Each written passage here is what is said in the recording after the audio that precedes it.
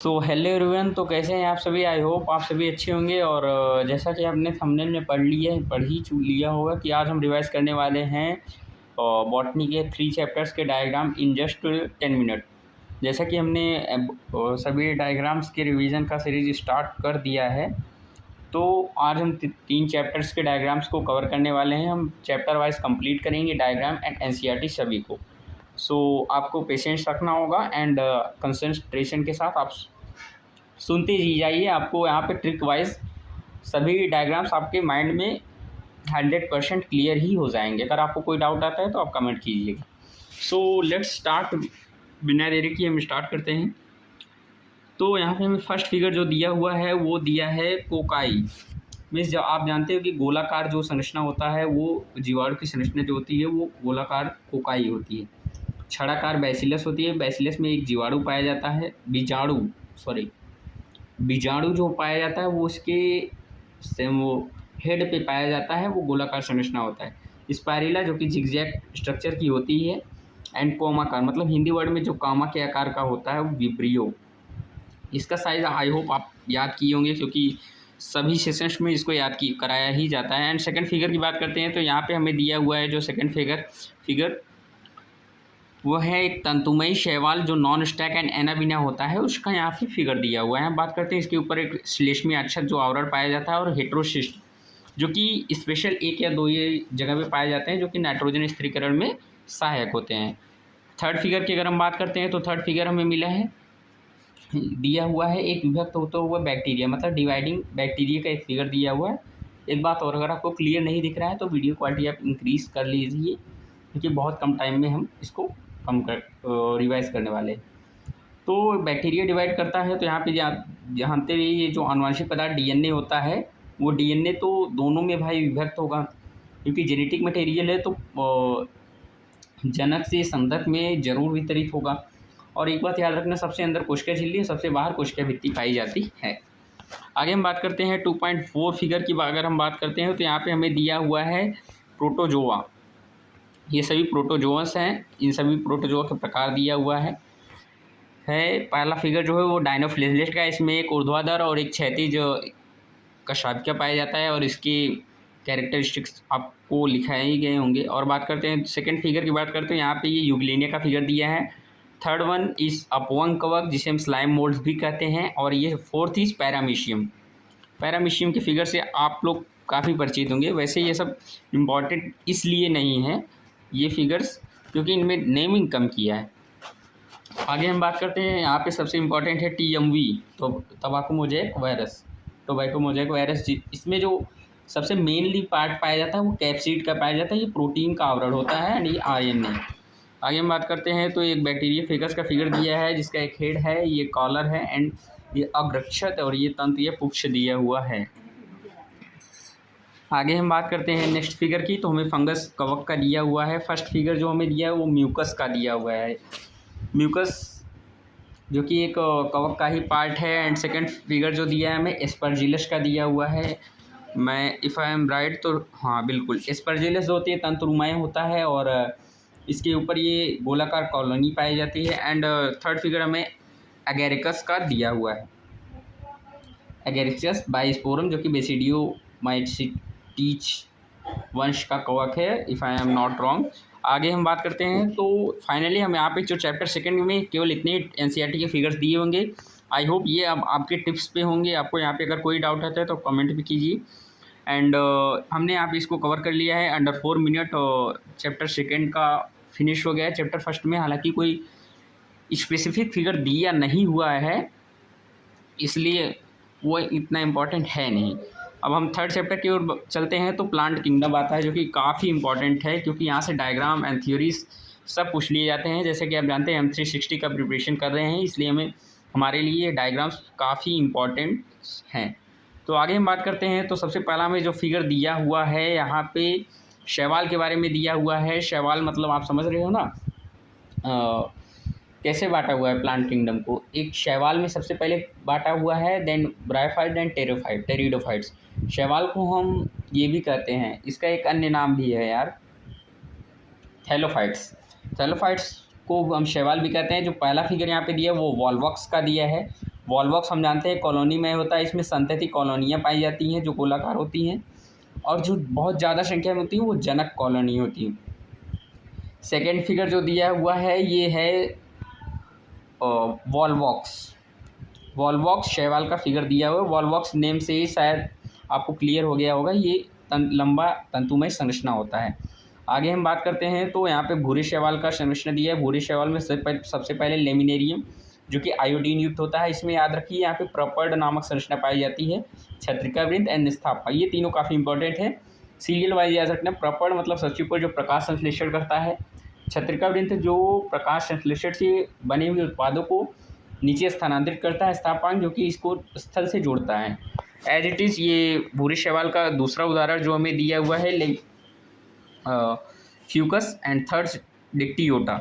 तो फ्यूकस की अगर हम बात करते हैं तो फ्यूकस के जो हमें फिगर दिया हुआ है इसमें जो गोलाकार और रिक्त स्थान दिखाई देते हैं उन्हें वायु ब्लैडर कहते हैं। उसके नीचे प्रपड़ एंड मध्य शिरा देन स्थापांक जो कि इसे स्थल से जोड़ता है। आगे हम बात करते हैं प्रपड़ एंड छत्रिका वृंत। आपके लिए एक इम्पॉर्टेंट बात, आप चैप्टर को एक बार रिवाइज कीजिए अपने नोट्स से, देन आप ये डायग्राम वीडियो देखिए तब, जिससे आपको 100% कॉन्सेप्चुअली क्लैरिटी रहने वाली है। क्योंकि अगर आप ऐसे देखेंगे तो आपको कुछ चीज़ें याद आएंगी, कुछ चीज़ें नहीं याद आएंगी। तो आपके लिए 100% बेटर होगा अगर आप इसे नोट्स को पहले रिवाइज कर लें, सभी एग्जाम्पल्स को सभी एग्जाम्पल्स में क्लैरिटी रखें, ताकि आपको किसी भी एग्जाम्पल्स के नेम्स में कन्फ्यूज़न ना आए। नहीं तो आप अगर इसमें कन्फ्यूज़ होते रहेंगे तो आपको यहाँ पे प्रॉब्लम आने वाली है। तो हम आगे अगर हम बात करते हैं तो हमें रेड शैवाल दिया है जिसमें 2P2G आप जानते हैं, पॉलीशिफेनिया पोरफायरा एंड जिलेडियम एंड ग्लेशिलेरिया। तो यहाँ पे पोरफायरा एंड पॉलीशिफेनिया का फिगर दिया हुआ है। यहाँ पे याद रखना प्रपर्ड है, और ये पॉलीशिफेनिया यहाँ पे देखो दिखने में तो किसी और ब्रायोफाइट टेरिडोफाइट का लगता है, बट ये है शैवाल का। इसमें मुख्य अक्ष और ये शाखाएं पाई जाती हैं। आगे हम बात करते हैं तो यहाँ पे हमें ब्रायोफाइट्स के लिए दिया हुआ है। ब्रायोफाइट्स में हम जानते हैं मास एंड लीवर वर्ड्स आते हैं। तो सबसे पहले लीवर वर्ड्स दिया है। हम जानते हैं लीवर वर्ड्स में सभी लीवर वर्ड्स उभयलिंगी होते हैं, केवल मार्केशिया जो होती है वो एक लिंगी होता है, अर्थात उसमें नर और मेल एंड फीमेल अलग अलग होता है। इससे आप समझ सकते हैं ये मार्केशिया ही है। तो मार्केशिया में आपको यहाँ पे याद रखना है जो फीमेल पार्ट होता है वो स्त्रीधानी घर यहाँ पे इसे कहते हैं, और यहाँ पे गेमा कप एंड ये मूलाव। स्त्रीधानी घर के आपको स्ट्रक्चर को याद रखने का काफ़ी इंपॉर्टेंट है, क्योंकि ये जो स्ट्रक्चर रहता है वो इस प्रकार चक्करदार शेप में होता है। और मेल में बात करते हैं तो मेल में ये गुथे हुए आकार का पुंधानी घर पाया जाता है, गेमा कप एंड मूलाव। सेकेंड थिंग की बात करते हैं तो यहाँ पे मास के बारे में दिया है। मास में हम जानते हैं कि फूड सीटा कैप्सूल, आपने नाम तो सुना ही होगा। ऊपर वाला भाग बीजाणुद्भिद होता है, एंड नीचे वाला भाग जो होता है वो युग्मकोद्भिद होता है। ऊपर सबसे पहले सीटा, एंड यहाँ पे इसने मिस्टेक कर दिया है सबसे, हाँ ठीक है, नीचे फूट एंड सीटा जो है वो सीटा, यहाँ पे इसने ये मिस्टेक किया है कि जो सीटा होता है ये पार्ट होता है इसका, ये शाखा जो तना होता है ये सीटा होता है, और इसका ये पार्ट जो होता है फूट होता है, ये सीटा, एंड ये इसको कैप्सूल कहते हैं। यहाँ पे ये रॉन्ग दे दिया है। आगे हम बात करते हैं तो मास में आपको पहला उदाहरण यहाँ पे दिया फ्यूनेरिया का, सेकेंड उदाहरण जो दिया है स्फैग्नम का। स्फैग्नम आपको मतलब याद ही हो जाना चाहिए, क्योंकि काफ़ी इंपॉर्टेंट है और कितनी बार पूछ लिए गए अगर आप PYQs उठाएंगे तो आपको पता चलेगा। स्फैग्नम की बात करते हैं, प्रपर्ड पाया जाता है, शाखाएं पाई जाती है, स्त्रीधानी शाखा है, याद रखें यहाँ पे पुंधानी नहीं, इट्स स्त्रीधानी शाखा, फीमेल पार्ट। आगे हम बात करते हैं तो हमें देखने को फिगर मिलता है टेरिडोफाइट्स में, हमें देखने को मिलता है सिलेजिनीला, इक्वेसिटम फंड एंड सेल्विनिया। तो सबसे पहले ये जो फिगर दिया है वो सिलेजिनेला का दिया है। यहाँ पे ये प्रपर्ड है, एंड ये तना है, और ये मूल दिया हुआ है इनके।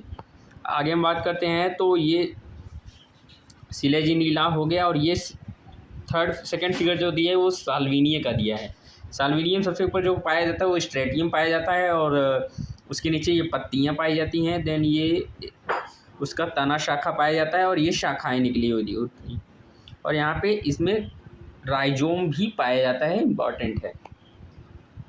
आगे हम बात करते हैं तो जो थर्ड फिगर दिया है वो फर्न का, एंड ये साल्विनिया का।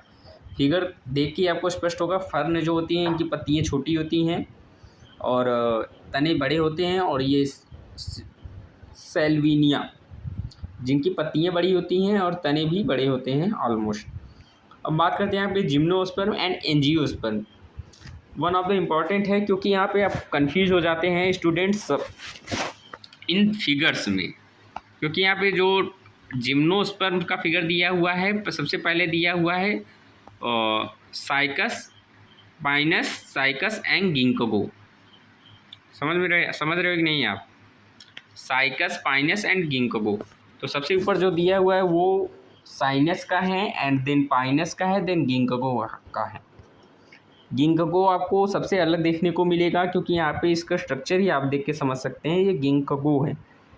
जैसा कि अगर आप अर्जुना के स्टूडेंट थे तो अर्जुना नीट 2026 की बात कर रहा हूँ मैं, 2025, तो उसमें गिंकोगो ये एग्जाम्पल सर ने नहीं बताया था, बट इम्पॉर्टेंट है ये।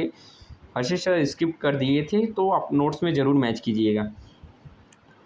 जो ऊपर वाला एग्जाम्पल दिया है वो साइकस का दिया है, एंड पाइनस देन गिंकोगो। आपको ये सीक्वेंस याद रहना चाहिए, क्योंकि ये इम्पॉर्टेंट है। तो फाइनली हमने कवर कर लिया है बॉटनी के 3 चैप्टर्स के डायग्राम को in just 11 minutes. I hope आपको पॉइंट वाइज क्लैरिटी हो गई होगी सभी डायग्राम्स के। एंड अगर आपको कहीं भी प्रॉब्लम लगती है तो आप कमेंट करें, और नेक्स्ट शॉर्ट के लिए भी आप कमेंट कर सकते हैं आपको क्या चाहिए, NCERT लेक्चर या फिर डायग्राम बेस्ड। तो जैसे कि आप जानते हैं, अगर आप इस यूट्यूब चैनल में बने हुए हैं तो आपको यहाँ पे कंप्लीट NCERT मिलने वाली है, important physics, important chemistry and complete biology की नीट के लिए, एंड डायग्राम कंप्लीट मिलने वाला है, and much more things. Short notes के भी वीडियो अपलोड होने वाले हैं, तो आपको केवल पेशेंस रखने की ज़रूरत है। दिन में आपको केवल 10 से 12 मिनट दे सकते हैं, इससे ज़्यादा आपको, सबसे ज़्यादा आपका जो फोकस टाइम है वो आपके पर्सनल स्टडीज़ पे होना चाहिए। 10 से 12 मिनट आपको फ्री टाइम मिलता है, तो आप रिवाइज कीजिए, एंड इस डायग्राम को कभी भी आप देख सकते हैं, ये आपके लिए वन ऑफ द बेनिफिशियल है। सो आशा करता हूँ, आई होप आप सभी को समझ में आया होगा। तो कैसा लगा ये शॉर्ट आप बताना ज़रूर। तो मिलते हैं नेक्स्ट शॉर्ट में अपने NCERT या फिर शॉर्ट नोट्स के साथ। Thank you everyone for attending the lecture.